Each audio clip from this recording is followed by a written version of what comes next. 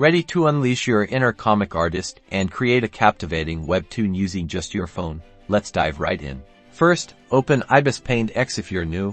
It's a free app, available for both iOS and Android. Tap on the plus icon at the bottom left to start a new canvas. A range of preset canvas sizes will pop up, but for webtoons, which are designed for vertical scrolling, a custom size is ideal. I recommend a width of 800 pixels and a height of 2000 pixels per panel. Select custom size and enter those dimensions. Now you're in the editor. Familiarize yourself with the toolbar. You've got your brushes, erasers, and importantly, the layers panel of the stack of squares icon. Layers are your best friend. They allow you to draw without affecting other elements. Start by sketching a rough panel layout.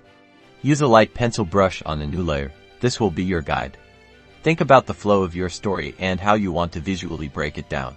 Create another layer above the sketch layer and use a pen tool to ink your panel borders. Make them clean and consistent. You can adjust the thickness of the pen to your liking. Now, on a new layer under the panel border layer, start sketching your characters and backgrounds within each panel.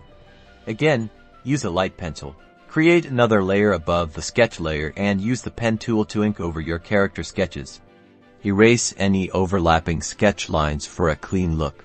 Repeat this process for all your panels. Add speech bubbles and text on separate layers. Experiment with different fonts and sizes. Remember that the text should be easily readable on a phone screen. Time for color. Add flat colors to your characters and backgrounds on layers under the line art. Add some depth by adding shadows and highlights on another layer. Once you are done, save your webtoon panel as a PNG. And there you have it. Your very first panel is ready. Repeat this process to create more, then upload them to your favorite webtoon platform.